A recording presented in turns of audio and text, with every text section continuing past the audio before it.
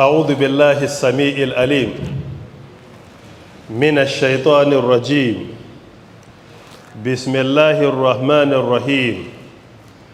السلام عليكم ورحمة الله وبركاته. إن الحمد لله نحمده ونستعينه ونستغفره ونعوذ بالله من شرور أنفسنا وسيئات أعمالنا. من يهده الله فلا مضل له ومن يضلل فلا هادي له، وأشهد أن لا إله إلا الله وحده لا شريك له، وأشهد أن محمدا عبده ورسوله. يا أيها الذين آمنوا اتقوا الله حق تقاته ولا تموتن إلا وأنتم مسلمون. يا أيها الناس اتقوا ربكم الذي خلقكم من نفس واحدة وخلق منها زوجها وبث منهما رجالا كثيرا ونساء، واتقوا الله الذي تساءلون به والأرحام إن الله كان عليكم رقيبا. يا أيها الذين آمنوا اتقوا الله وقولوا قولا سديدا يصلح لكم أعمالكم ويغفر لكم ذنوبكم، ومن يطع الله ورسوله فقد فاز فوزا عظيما.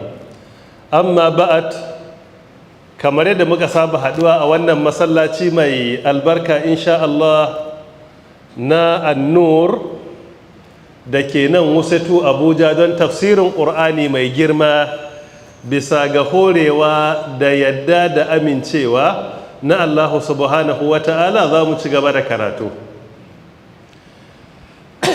kamar kullum muna masu farawa da ƙasƙantar da kai da mika kokon bara zuwa ga Allah subhanahu wa ta'ala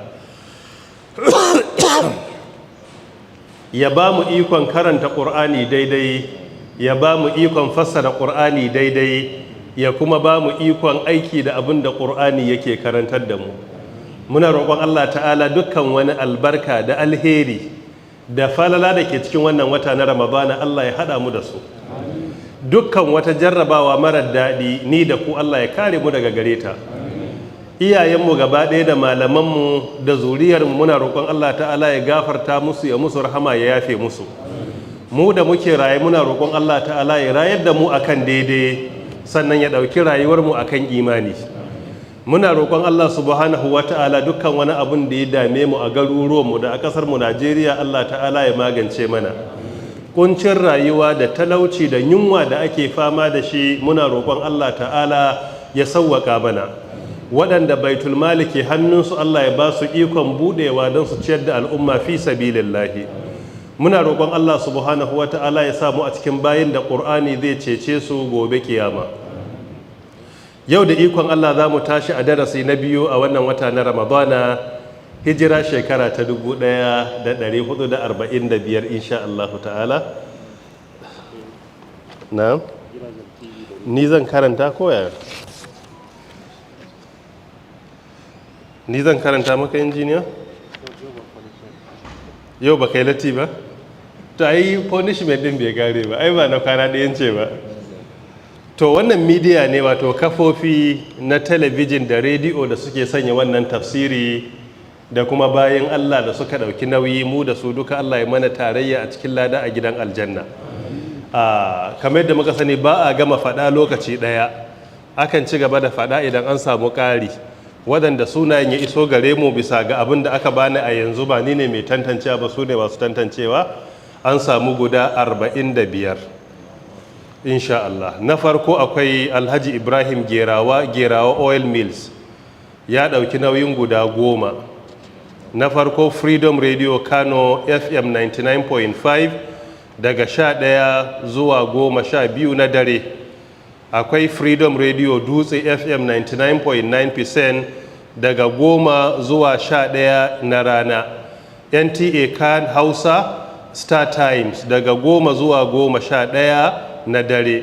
NTA Kano Star Times daga 11 zuwa 12 insha Allahu ta'ala na dare. Na biyar akwai Express Radio Kano FM 90.3 daga 10 zuwa 11 na rana. Na shida akwai Radio Kano AM 729 daga 12 zuwa karfe 1 na dare. Na bakwai akwai Radio Kano FM 89.3 daga 12 zuwa karfe 1 na dare. Na takwas akwai Katsina State Radio AM 92.1 daga 10 zuwa 11 na rana. Akwai Rahama Radio Kano FM 97.3 daga 9 zuwa 10 na dare. Akwai Taswira TV shine na 10 daga 10 zuwa 11 na dare. Sai kuma na 11 da 17 Alhaji Ibrahim Bagudu ya dauki nauyi, dan kasuwa ne. Na 11 akwai NTA Bauchi Channel 9 TV daga 10 zuwa 11. Na 12 akwai NTA Sokoto Channel 7 TV daga 6 zuwa 7. Akwai na 13 NTA Birnin Kebbi Channel 39 TV daga 11 zuwa 12 na dare. Na 14 akwai Radio Nigeria Kaduna AM daga 6 zuwa 7 na yamma. Na 15 akwai Virgin FM Abuja daga 10 zuwa 11 na rana. Na 16 akwai Farin Wata TV Abuja daga 10 zuwa 11 na dare. Na 17 akwai Equity FM 103.5 Birnin Kebbi daga 6:30 zuwa 7:30 na yamma. Lokacin buɗe baki kenan wannan. Sai na 18 da 19 akwai Alwalidain Charitable Foundation Gombe. Wannan Alwalidain Charitable Foundation ne da muka yi rijista don mahaifiyata da mahaifina da suka rasu.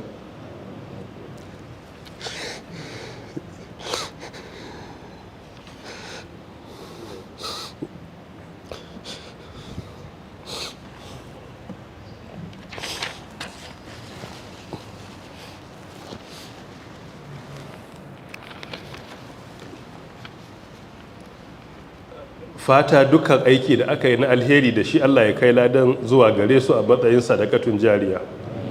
Na 18 akwai NTA Gombe daga 8 zuwa 9 na dare. Akwai Jewel Radio FM Gombe daga 9 zuwa 10 na rana. Sai na 20 da 21 Architect Muhammad Ɗanladi ya ɗauki nauyin Sunna TV daga 11 zuwa 12 na dare. Da kuma Unity FM Jos 93.3 daga 9 zuwa 10 na hantsi. Sai na 22 Professor Muhammad Bello Abubakar ya ɗauki nauyin Africa TV 3 daga 8 zuwa 9 na dare. Sai na 23 da 24 Alhaji Lawal Shehu Talhat ya ɗauki nauyin NTA Zaria daga 3 zuwa 4 na yamma da kuma Queen FM Zaria daga 5 zuwa 6 na yamma. Sai na 25 akwai Alhaji Habu Mu'azu Yariman Kashar ya ɗauki nauyin Progress Radio Gombe FM 97.3 daga 9 zuwa 10 na dare kamar yadda ya saba shekaru da dama. Sai na 26 akwai Alhaji Abdul Dola Fombina FM Yola FM 101.5 daga 10 zuwa 11 na hantsi. Sai Honorable Ahmad Wadada Aliyu Sarkin Yakin Kefi ya ɗauki na 27 Maloni FM 95.9 Kefi Nasarawa State daga 10 zuwa 11 na hantsi. Sai Alhaji Usman Abdullah Harun matawallan Hausawan Ankara Ghana ya ɗauka a Hijira TV Ghana 4 zuwa 5 na asuba. Sai kuma 3 zuwa 4 a Nigeria Time da Ghana Time. Nigeria Time 4 zuwa 5 na asuba, Ghana Time 3 zuwa 4. Sai na 29 da na 30 akwai Finex Habitat Limited sun ɗauki BRTV Maiduguri TV Station 4 zuwa 5 na yamma. Sai BRTV Radio FM Maiduguri daga 9 zuwa 10. Sai Malam Inuwa Foundation Hadeja sun ɗauki nauyin na 31 zuwa 36. 31 Rahama TV Kano daga 7 zuwa 8 na yamma. Jigawa Talabijin Dutse daga 10 zuwa 11 na dare. Freedom Radio Dutse FM 99.9 daga 3 zuwa 4 na yamma. Radio Jigawa Dutse AK daga 8 zuwa 9 na yamma na dare. Sawaba FM Radio Hadeja daga 9 zuwa 10 na hantsi. Muhasa FM Kano 92.3 daga 12 zuwa karfe 1 na rana. Sai na 37 da 38 Sheikh Ridwan ya ɗauki nauyin Alhaji Alfa Radio na Kumasi live da kuma maimaici karfe 11 zuwa karfe 12 insha Allahu ta'ala na rana. Sai iyalin wani gwamna da ke neman addu'a na alheri akan Allah ya bawa mijinta ikon sauke nauyin da ya dora masa, ta dauki nauyin na Alfijir Radio Katsina daga 5 zuwa 6 na yamma. Sai na 40 akwai Sufaye Investment Nigeria Limited sun dauki nauyin na 40 Taswira TV daga 4 zuwa 5. Sai na 41 akwai Landmark FM Kwantagora Niger State, Alhaji Rabiu mai Bajaj ya dauki nauyin 2 zuwa 3 na rana. I hope na faɗi sunan da dai. Sai hukumar gudanarwa na Albani TV Zaria sun dauki nauyin a Albani TV daga 3 zuwa 4 na asuba. Sai Alhaji Muhammad Murtala Sale Santurakin Ibbi ya dauki nauyin na 43 da 44. 43 Haske TV Jalingo Taraba State daga 8 zuwa 9 na dare. Sai Haske Radio FM Jalingo shi ma daga 8 zuwa 9 na dare. Sai na 45 akwai Legend FM 98.7 Daura Katsina State, wani bawan Allah mai suna Yasir Arafa da ya dauki nauyin 8 zuwa 9 na dare. Dukkanin wanda suka dauki nauyin wannan, Allah ya biya su da gidan aljanna, Allah ya sa a mizanin ayyukansu na kwarai, saboda shi ma wannan fa a musulunci ciyarwa ne, saboda ciyar da zuciya ruhi a musulunci ya fi ciyar da gangan jiki, tare da cewa ciyar da gangan jiki abincin shi ma iya da muhimmanci. Kada mu riga underrating masu idas da sakon Allah zuwa ga al'umma, kuma a mafiya yawan lokacin zaka samu kuma su ne masu ciyarwa. Yanzu a wannan listin akwai mutumin da na sani a bara da ta gabata ya dauki nauyi a nan da dama. A bara a cikin jiharsa daga northwest ina da yakinin abinci ya raba trailer na abinci sun kai guda 10. So kaga waɗanda suke hidimar a nan a can ɗin ma su ne a sahun gaba. Waɗanda kuma ba su ciyarwa na abincin su ne ko ba sa ciyar da wa'azin, su kuma aikinsu shine suna jiran kowa ya aikin alheri su masa hisabi. Duk wanda ya aikin alheri sai sun yi comment, amma su ba su taba aikin alheri na naira 100,000 ba a rayuwarsu. Babu, ana ciyar nan ba inda suke ciyarwa. In wani ya ciyar su ce nasa bai kyau ba, in wani ya yi su ce a kaza, in wani ya biya su ce ana cikin yunwa, waye ce a biya kudin rediyo. Su aikin su yi wa jama'a hisabi, amma su kuma fala saddaka wala salla, su babu wani aikin alherin. Azumin ma ba a yi sa ba suna yin sa sun bata shi da surutu, shi kansa azumin ya lalace. Allah ta'ala ya kare mu daga waɗannan munanan ayyuka, Allah ya ba mu ikon ciyarwa don neman yardarsa. Tambayoyin da karanta maka ko za karanta ko a cigaba da punishment? Ka karanta din da bai isa ba male. Injiniya Sila, ko dai a yafe maka? Ka karanta din, ka karanta. To an yafe masa ma ya karanta. An yafe amma ya karanta. Assalamu alaikum wa rahmatullah. Malam mai tambaya ta farko yake cewa Allah ya ji kan iyaye amin. Yake cewa please malam, ni mace ce, idan al'ada ya dauke bayan la'asar wace sallah ya dace na sallata? Haka nan idan ya dauke bayan sallar isha'i ko bayan sallar asubahi? I am confused about it. Asharu lafiya. To Allah ya ji kan iyaye amin ya hayyu ya qayyum. A sha ruwa lafiya, mun gode da addu'a, Allah ya ba mu ikon shan ruwa lafiya da. Stress ne ya mun yawa a jikina, zo ina muku tari. Zamana na farko a kujerar haka da ji ana juya ni a kujerar, amma sai in daure Allah ya taimake ban dauka kun gane ba. Tsakani da Allah ban dauka wani ya gane ba, ko akwai wanda ya gane. To har ga Allah kujerar ina kai sanda naji an juya ta gaba ɗayanta, hanai haka da ido na sai na bude. Na? Haka ne, to amma ba damuwa, yanzu da na fara karatun kuma insha Allah shikenan sai na fara jin normal sosai. Allah ta'ala ya samu wanye lafiya. A tambaya da kika yi na cewa idan jini ya dauke ko kuma al'ada ta tsaya bayan sallar la'asar da kuma me? Ko bayan sallan isha ko bayan sallan asuba, wata sallah za a rama? Ibnu Qudama rahmatullahi alai cikin almuhuni ya yi magana gamsasshiya akan salloli da za a rama idan al'ada ta tsaya a cikin al-mughni nasa mujalladi na farko shafi na 238 zuwa 239 yana cewa wannan fatawa da ya kawo ita ce fatawa ta Abdullahi bin Abbasin, ita ce fatawa ta Abdurrahman bin Auf radiyallahu anhum.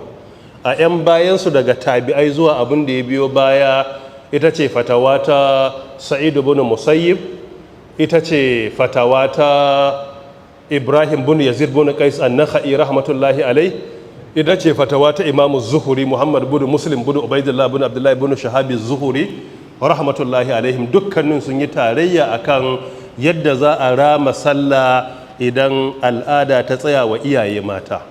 Na farko idan bari na yi bayanin duka, ina fatan amsanki zai fito zai fi mun sauki.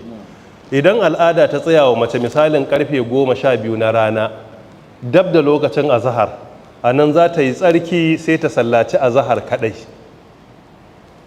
Idan al'ada ya tsaya mata bayan azahar kamar karfe 2 na rana, a nan azahar na kanta la'asar na kanta, sai ta yi azahar ta jira la'asar ta yi ta. Idan al'ada ya tsaya mata kamar misalin karfe 4 ko 5 ko 6 na yamma, lokacin la'asar amma magariba ta kusa bata iso ba, a nan za ta sallaci azahar za ta yi la'asar. Ibn Uthaymin rahimahullah ya kara da cewa idan abin da ya saura gabanin shiga magariba kwatankwacin raka'a ɗaya ya saura, sai ta fara yin la'asar da lokacinta ne don kada ta kubuce, sai ta ɗora azahar baya. Idan kuma lokacin da ya kai a sallaci raka'a 5, ya ce sai ta yi azahar raka'a 4, sai ta ɗora la'asar. Ko da raka'a ɗaya ta samu a cikin la'asar a muktarin lokaci ya wadatar da ita. Idan kuma ya ɗauke mata bayan magariba kamar karfe 7 na yamma, a nan babu azahar da la'asar a kanta, amma akwai magariba a kanta, sai ta yi magariba. Idan ya ɗauke lokacin isha kamar 8 ko 9 ko 10 na dare, za ta yi isha kuma za ta yi magariba. Idan ya kai karfe 1 na dare 2 na dare, har a yanzu akwai magariba a kanta, akwai isha a kanta. Saboda me? Saboda suna iya tarayya lokaci ɗaya. Sannan idan ya ɗauke dab da asuba ba ta yi shigo ba, amma kuma dare ya yi, a wannan lokacin a babin darura ana iya sallatan isha don asuba ba ta yi ba, to anan za ta yi magariba kuma za ta yi isha, sai kuma ta jira asuba sai da sallace ta. Idan ya ɗauke alfijir ya keto lokacin asuba ta yi, to anan ba magariba babu isha, amma za ta sallaci ita sallan alfijir na me na asuba a kanta. Mafhum? Tayyib. Wannan ka'ida shine yadda malamai suka yi maganganu a kai, shine fatawa ta Ibn Qudama rahimahullah, kuma nassin fatawa ita ce fatawar Abdurrahman bin Auf, ita ce fatawar Abdullahi bin Abbas radiyallahu an. Har masu inkari suke wa Ibn Abbas inkari idan yana fatawa akan lokacin sallah, cewa to ai da kake ta wannan hukuncin lokacin sallah ma ai bai zo a Qur'ani ba, sai ce lokacin salloli guda 5 duka sun zo a Qur'ani. Yace sun zo, aka ce me dalilin lokacin salloli sun zo duka a Qur'ani? Ya ce maganar da Allah ta'ala ya ce fa subhanallahi hina tumsuna wa hina tusbihun wa lahul hamdu fis samawati wal ardi wa ashiyan wa hina tudhhirun. Wannan zai zama cikin suratul rum aya ta 17 da 18. Yace wannan lokutan na sallah ne Allah ya kira. Abinda muke ƙara fahimta shine azhar da la'asar a babin darura suna tarayyar lokacin sallah ɗaya ne. Shi yasa a lokacin tafiya ake hada azhar da la'asar, ko lokacin ruwa ko lokacin jam'u lil haja. Sannan magariba da isha na iya tarayya lokaci da shi yasa ana kasar ake hadawa a halin tafiya ko a halin ruwa ko kuma abin da ya kama da wannan. Mafhum? Tayyib. Don haka sai ya ce a waɗannan ayoyi guda biyu Allah ya kira lokutan sallah guda 5. Da ya ce fa subhanallahi hina tumsuna, a nan lokacin da kuke yammata sai ya ce magariba da isha ne. Mun samu sallah nawa? 2. Wahina tusbihuna, da lokacin da gari yake wayewa sai ce wannan sallan asuba ne, salatul fajr. Mun samu sallah nawa? 3. Sannan kuma godiya ga Allah a cikin sammai da ƙasai. Wa ashiyan sai ce da yammaci shine sallan la'asar. Mun samu nawa? 4. Wahina tuzhiruna shine sallan azhar. Mun samu nawa? 5. Kaga fasubhanallahi hina tumsuna, kaga magariba da isha. Wa ashiyan wa hina tudhhiruna azahar da la'asar, kaga lokaci da Allah ya hada su. Wannan sun zo a kalma ɗaya, wannan kuma sun zo a aya ɗaya, ita ce aya ta 18 a cikin Rum. Amma hina tumsuna kuma ya zo magariba da isha a cikin aya ɗaya kuma a kalma ɗaya a aya ta 17. don haka ala ayi halin magariba da isha da azahar da la'asar sukan yi tarayya a lokacin sallah, musamman a halin tafiya ko halin zarura ko wani hali wanda yake na kunci. Wallahu ta'ala a'alam. ina fatan dai amsa ta fito a cikin wannan bayanin ko to wallahu ta'ala a'alam. na'am. Sai mai tambaya ta gaba yake cewa da fatan an wani lafiya mana Allah ya ƙara wa rayuwa albarka tare da nisan kwana. Amin. Yake cewa malam ni masoyinka ne na gaske daga garin Bauchi. Malam tambaya ta ita ce, menene hukuncin wanda ya saki matarsa saki uku amma yana bibiyanta ya hana ta yin aure? Sa'an nan malam a shawarwa lafiya daga Bauchi masoyinka Isa. To, assalamu alaikum warahmatullah. Muna godiya da addu'a da fatan alheri na asharuwa lafiya. A musulunci, a magana mafi inganci a musulunci bayan shika uku haramun ne a ƙara maimaita aure har sai ta ƙara aure.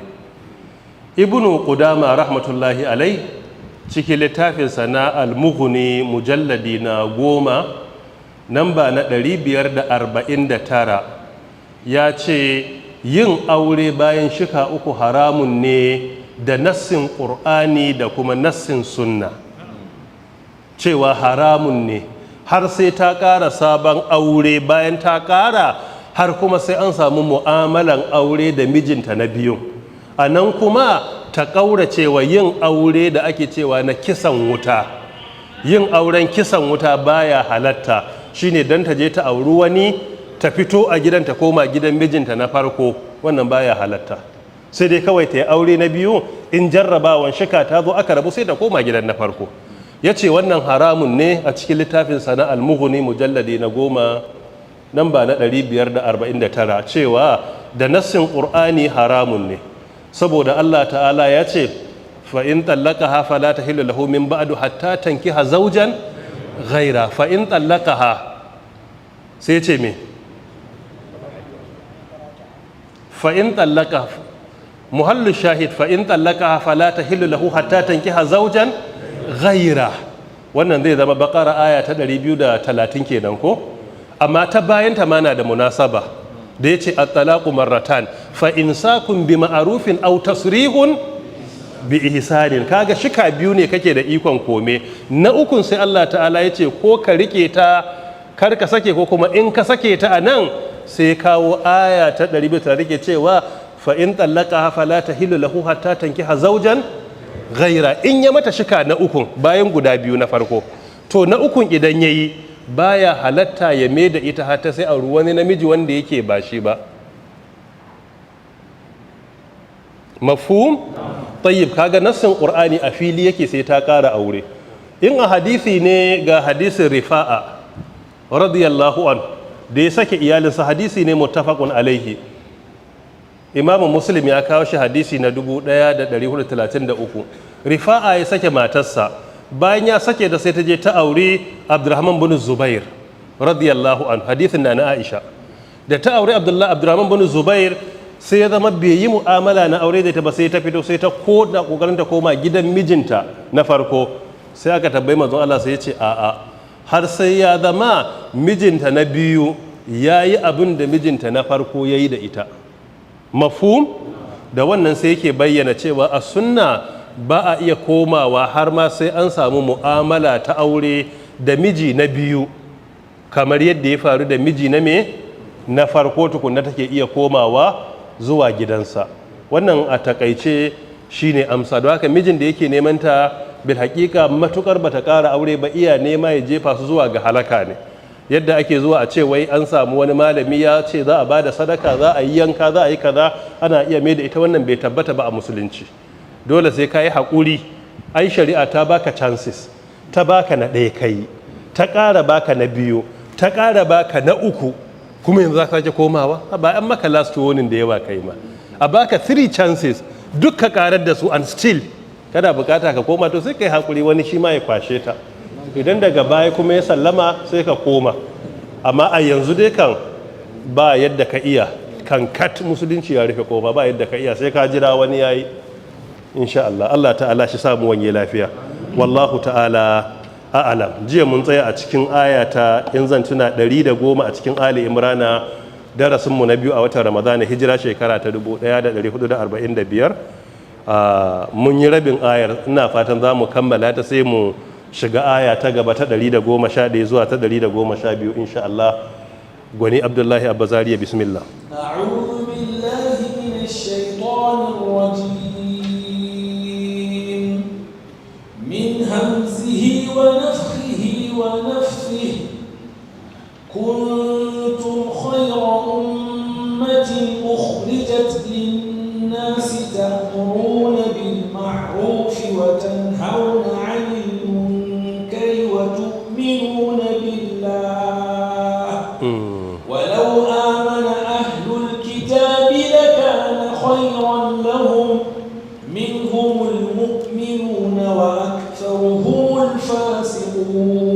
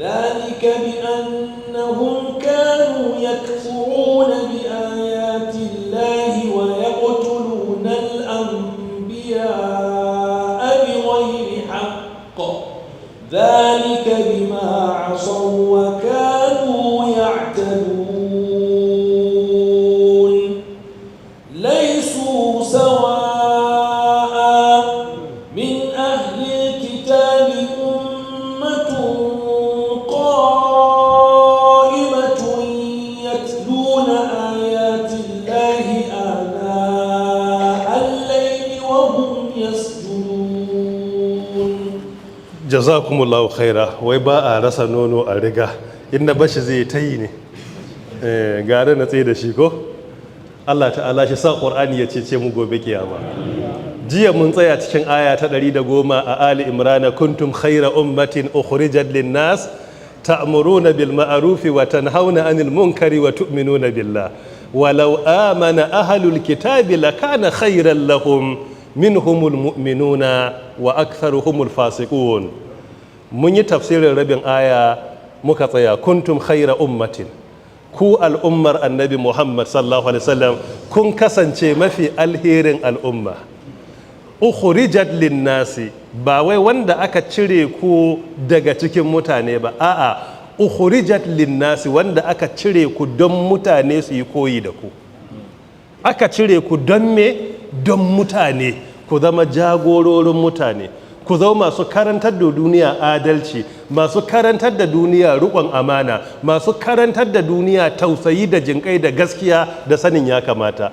Wannan aya ke bayyana duk mai koyi da fiyayyen halitta ana so a same shi abun koyi ne a duniya. Don me? Don an ce ukhrijat linnas. In a kasuwa ne a same ka da gaskiya, maganar ka ɗaya ce. A same ka kuma magana ɗayan akwai tausayi da kuma rahusa a kasuwancinka. In a ofis ne a same ka mai amana ne, mai adalci ne, mai gaskiya ne, mai adalci ne tsakanin musulmi da wanda ba musulmi ba, mai rikon amana ne, baka cin amanar da aka baka, mai tausayi ne inda doka ta baka dama ka yi tausayi. In mai sana'ar hannu ne a same ka baka kari alkawari. Ya zama ana so ya zama ko me kake yi ka zama abun koyi ne, na cewa kaiwa na fa harkarsa mutumin kirki ne. Shine ukhrijat linnasi, an fitar da ku don mutane su yi koyi da ku, kamar yadda Sheikh Abdulrahman bin Nasir Sa'adi rahmatullahi alaihi ya faɗa. Ta'muruna bil ma'rufi, kuna umurni da abi Allah, shine na biyu. Kuntum khaira ummatin fid da'awa. Ta'muruna bil ma'rufi, umurni abi Allah. Na biyu. Wa tanhauna 'anil munkari, hana sabon Allah. Wa tu'minuna billah, kuna imani da Allah, guda hudu ne. Jiya mun yi magana akan shurutul amri bil ma'ruf wa nahyi anil munkar guda hudu, kamar yadda Sheikh Muhammad bin Salih Al-Uthaymin Al-Wahibi At-Tamimi rahmatullahi alayhi ya kawo cikin tafsirul Qur'anil Karim nasa karkashin aya ta 104 a cikin Ali Imrana, cewa na farko nayi magana akan su ba sai na maimaita ba, kawai zan ambata su ne. Jiya aran ma kawo ayoyin da ke goyon bayan su duka. Na farko ya zama kana da ilimi na shari'a da kuma ilimi na matsalar da kake fatawa a kanta, in medicine ne, in engineering ne, in geology ne, in kasuwanci ne, dole zama kana da ilimi akan halin da ake ciki. Na baku misalin gayyata na Majma'ul Fiqh Islami da suka mun, banda wannan wata 4 da kaɗan da suka wuce, presidency na United Arab Emirates sun gayyace ni the same, akan suna so a ba su fatawoyi akan aiki da smart chips. Smart chips su ne abubuwan da ake kerawa yanzu ake sawa a jikin dan adam. In aka saka maka, kana zaune a nan kana iya kashe electricity daga gidanka, za ka iya kunna wani abu da ke cikin kicin ɗinka, ka kunna wuta ka ɗumama abinci gabanin ka koma, in yi kana iya kashe shi daga nan. Yana jikinka, kana iya zuwa airport ba sai ka ba da boarding pass ba, kawai in ka aka yi scanning za a ga boarding pass ɗinka a hannunka yake. In ka zo ofis ba sai ka sa ki ba, in ka zo kawai kai haka zai iya scanning sai ofishinka ya bude maka. Akwai wanda ake sa musu da rashin lafiya, ana iya sa shi a cikin abin da ya shafi Parkinson ko wani brain damage da yake partial ko wani abu na gabbai. Kasar suka shirya taro, suka gayyaci malaman addini da masana kimiyya, akalla mutum 150 aka je aka zauna, musamman suka gayyacin daga Najeriya, na je a nan Abu Dhabi aka yi. Gayyata ce ta shugaban kasar, kuma shi ya sauke mu, shi ya yi komai, cewa mu duba wannan abun a kimiyyance da kuma a mahanga ta addini, a ba su fatawa don suna so su fara aiki da shi a wurin da ya halatta da wurin da bai halatta ba. Wanda yake bayyana mana duk ƙasa mai tsari in za a yi fatawa haka ake yi. Da dama dai na san sun ga watakila video clips din na presentation ɗina kaɗan da ya fito, wannan ba a samu complete ba har yanzu, amma dai ɗan kaɗan wanda suka sa a talabijin ne a ƙasar aka samu, irin na news da aka saka ne, to shi ne aka gani.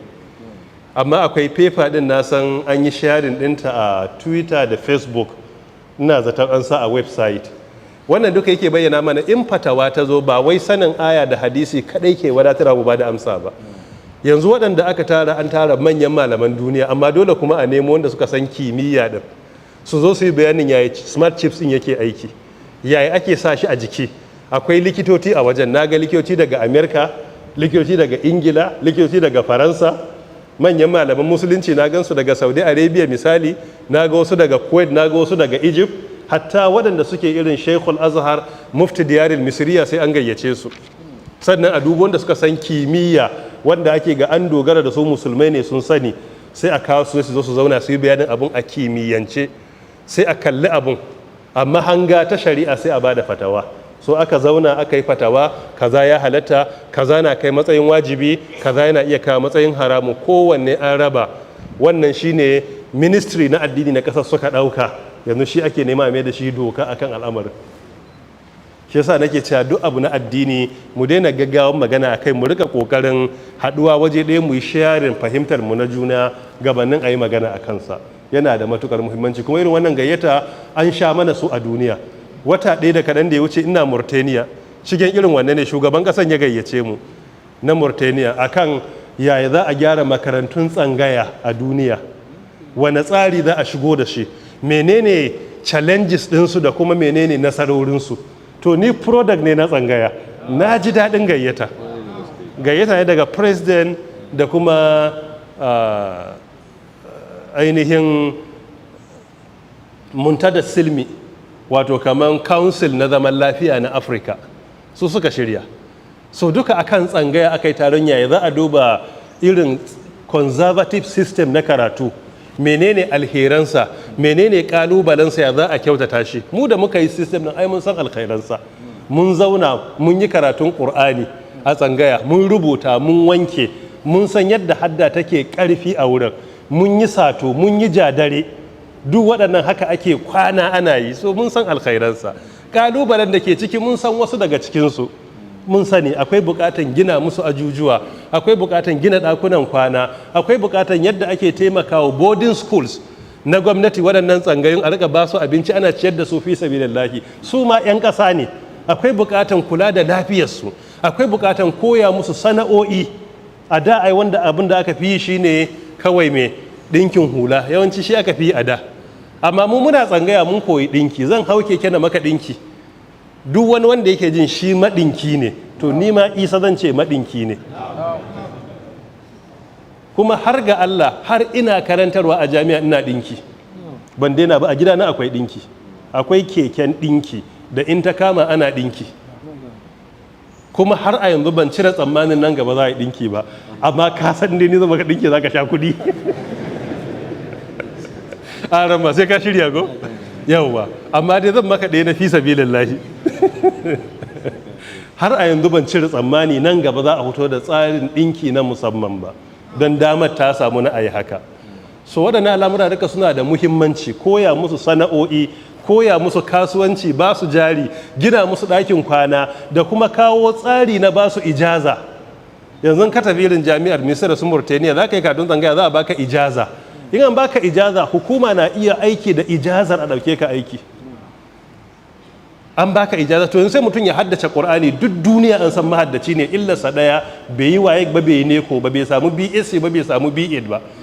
Kuma duk jami'ar ba wanda ya kai shahaddan Qur'ani sai a ce wai ba a da mai ilimi ba ne. Wai ka duba wani zalunci, wai mahaddacin Qur'ani wai ba mai ilimi ba ne, don me? Wai don bai da falle takarda guda ɗaya. Amma wanda ya karanta sociology ya gama da pass degree an amince shi mai ilimi ne.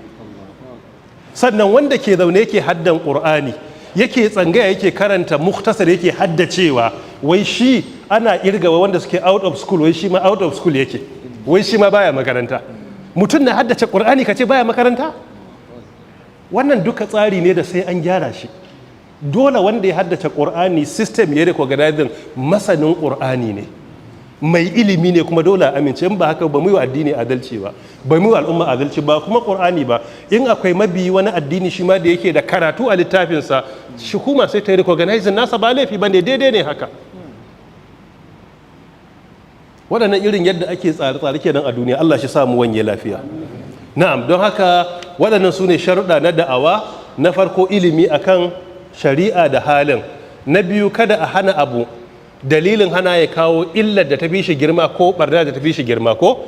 Na uku ya zama in an hana, hanan yana da amfani. Na hudu mai karantarwan ya kwatanta ganin duk abin da ya ce a yi yana yi, abin da ya ce a bari yana bari.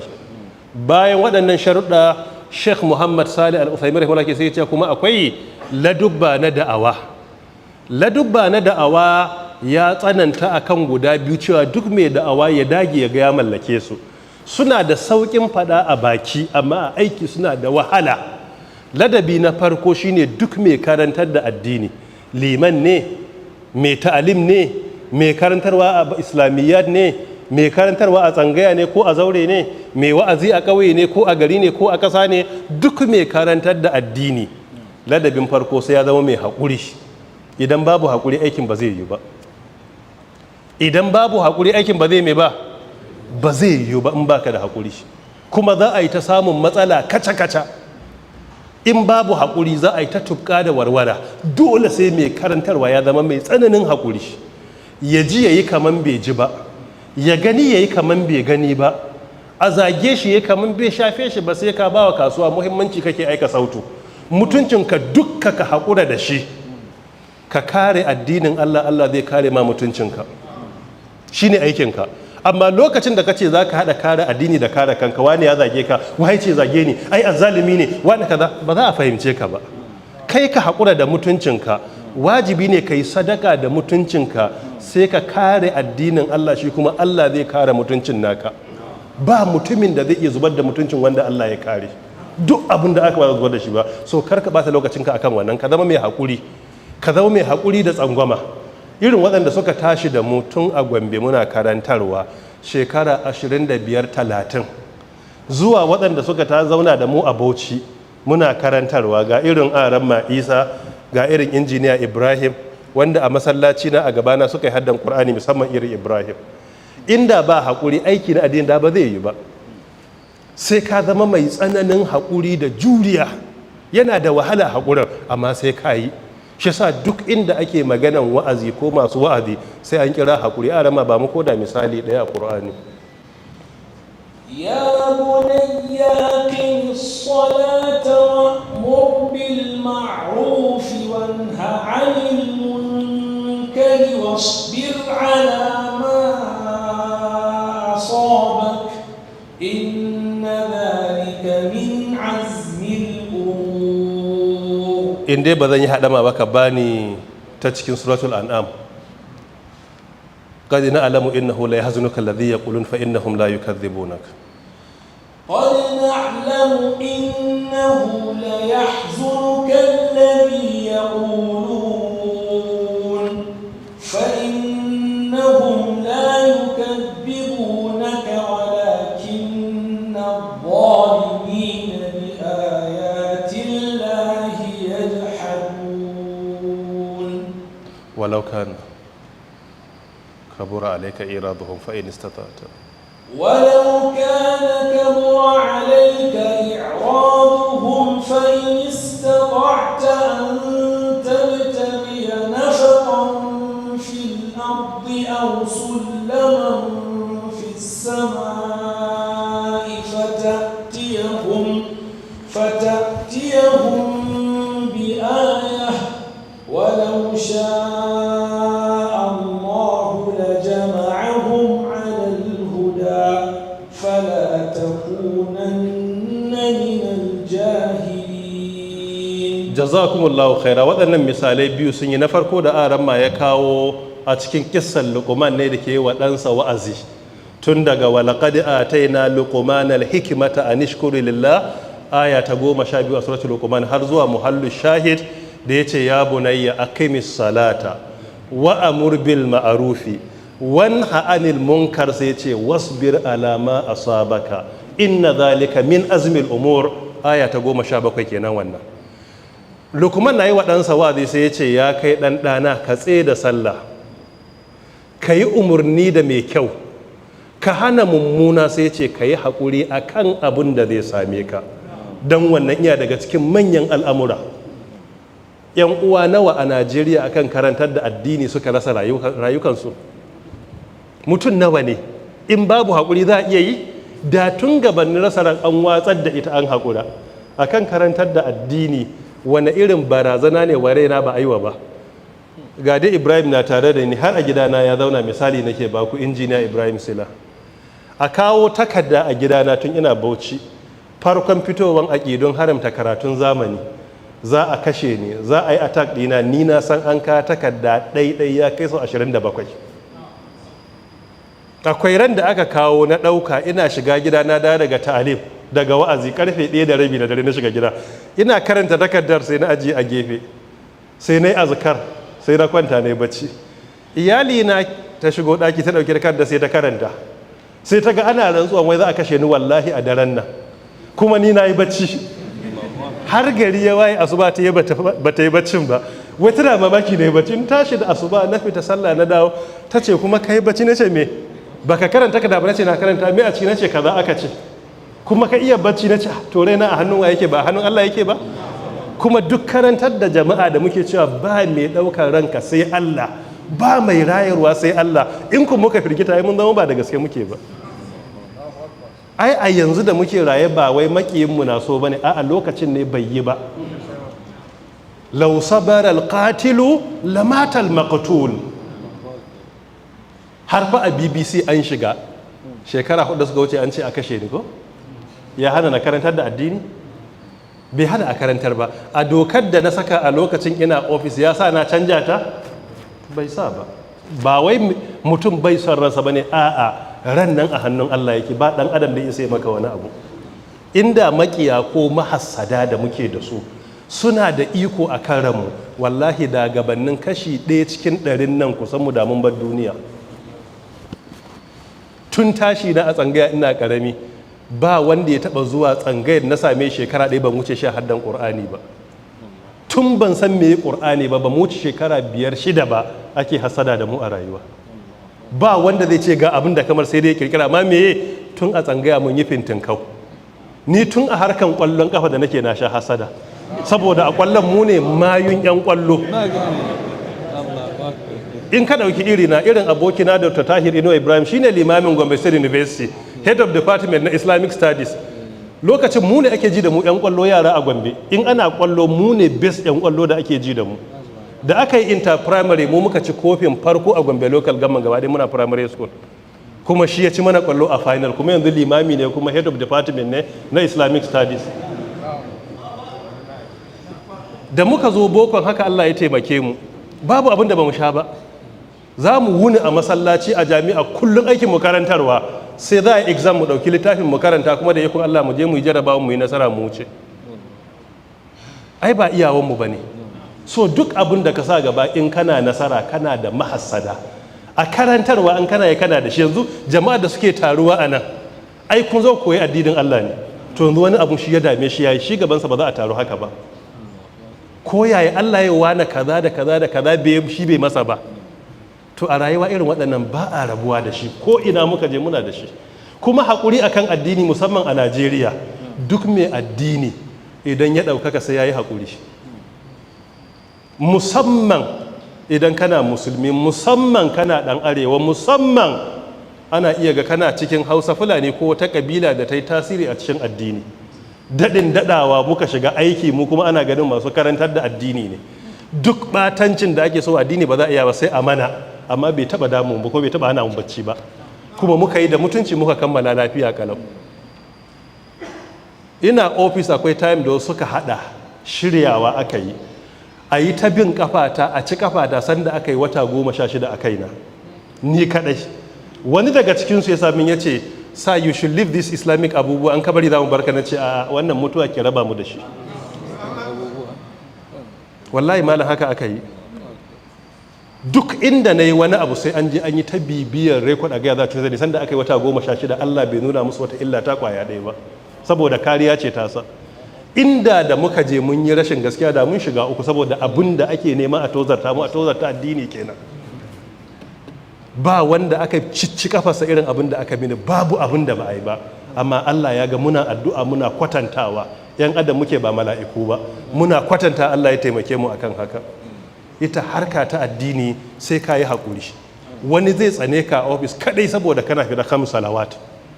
To mu haka muke, babu inda zan shiga wata harka lokacin ya ban fita sallah ba, na tashi a fita. Musamman a mu'amala kaza ce kaza ka ce a bai halatta ba, a kaza bai halatta ba, ya zama kana bambance halal da haramun, to ka shiga uku. So ake in an kawo giya aka saka dauki ka handama, in an kawo nama kowane iri ne ka ci rago, ka ci kaza, ka ci alade. Duk inda ka ga mace ka runguma, to in ka shiga wannan ba ruwan kowa da kashi, ba ruwan kowa da kashi. Amma ko grade level 7 kake, inda ka ce a wannan bai halatta ba, to sai ka yi haƙuri. Shine wasbir alama asabaka. Dan ko baka yi wazi da baki ba, da aikin kan nan kana umarni abi Allah ne, kana hana sabon Allah, sai ka yi haƙuri. Aikin yana da wahala ga duk mutumin da yake da addini, yana da tsananin wahala. Yanzu duba dan abin da ya faru da dan uwanmu Fadilatu Sheikh Aminu Ibrahim Daurawa a Kano, yadda duk ƙasar ta yi ca. Inda ba shi ne a kujerar mada, ba wanda zai kula, ba wanda zai kula. In ka ɗauko wani ɗan duniya ka saka, ba wanda zai kula shi. Amma me dalili? Saboda shaksiya ce mai addini da masu addini suke ga darajarta. Mun gode Allah ya sa an magance matsala da duka ɓangare guda biyu sun yi tunani, kuma an magance an wuce. Mun gode wa Allah akan wannan ni'ima. Allah ya kiyaye na gaba.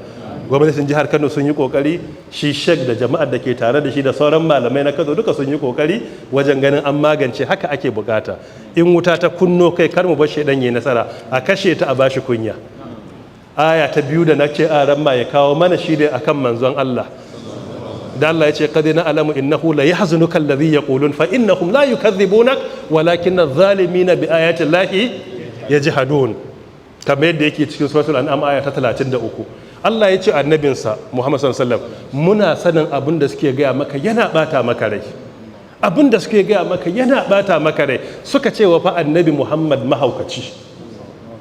yanzu ka zo wurin taron nan ba fa annabi ba, ka kalli gwani Abdullahi Abba Zariya ka ce kai mahaukaci ne, kafin aran ma ya ankara wani ya buge mutum, amma su jama'a suka kalli annabi suka ce kai mahaukaci ne, wal iyadu billah. Allah ya ce ma anta bi ni'mati rabbika bi majnun, cikin suratul qalam aya ta 2. saboda ni'imar da Allah ya maka kai ba mahaukaci bane annabi.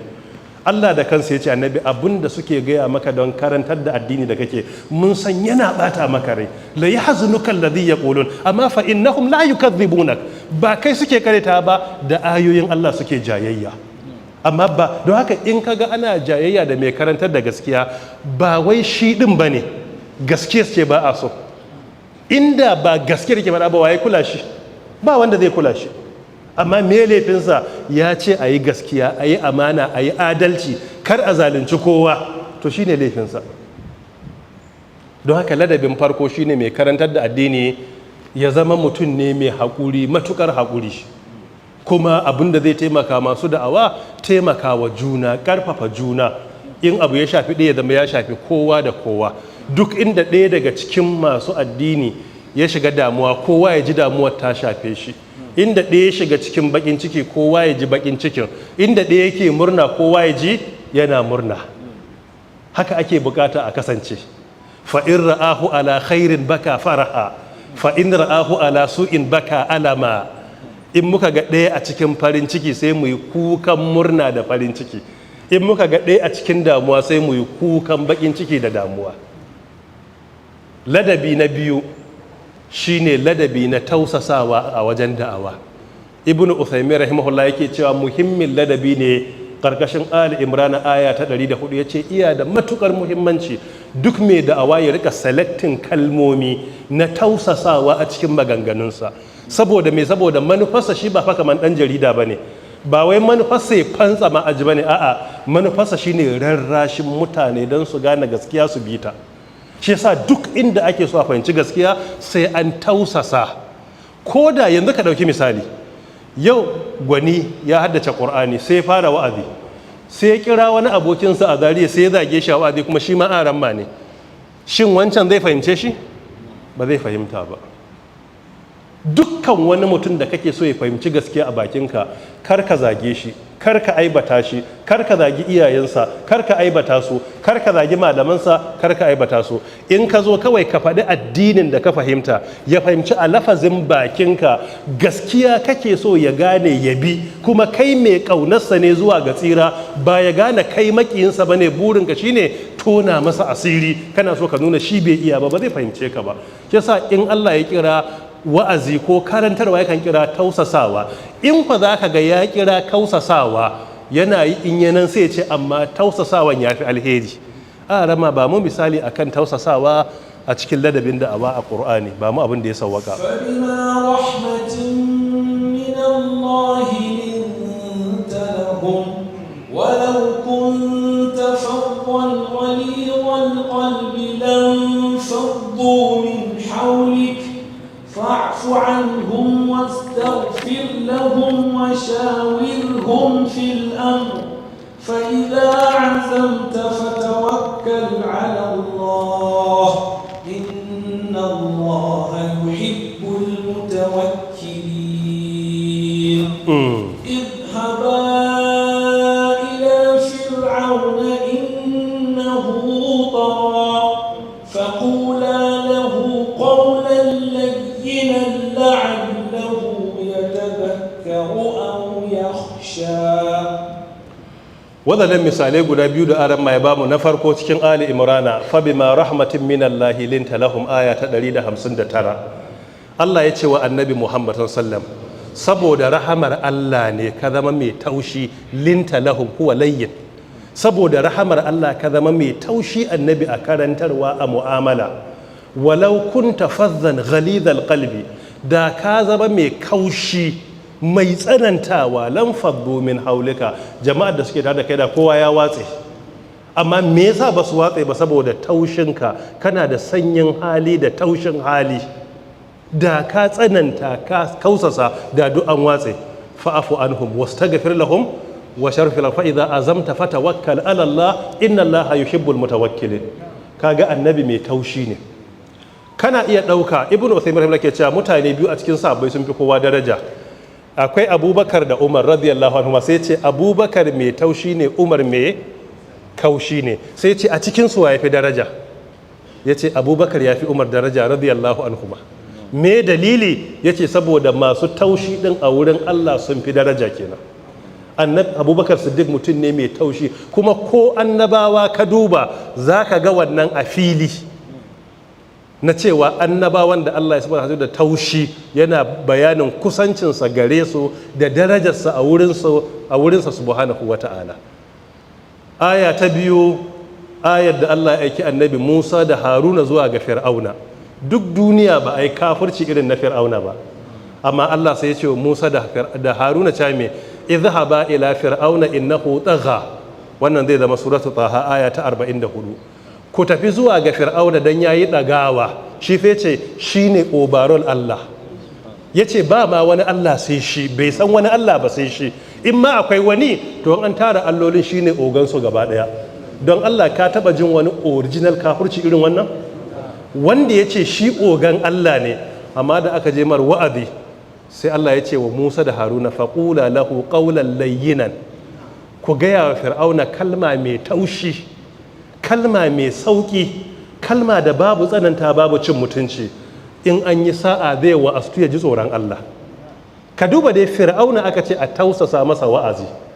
Wannan ke bayyana mana ‘yan uwanmu wani lokaci da muna nasiha sai a gagara fahimta.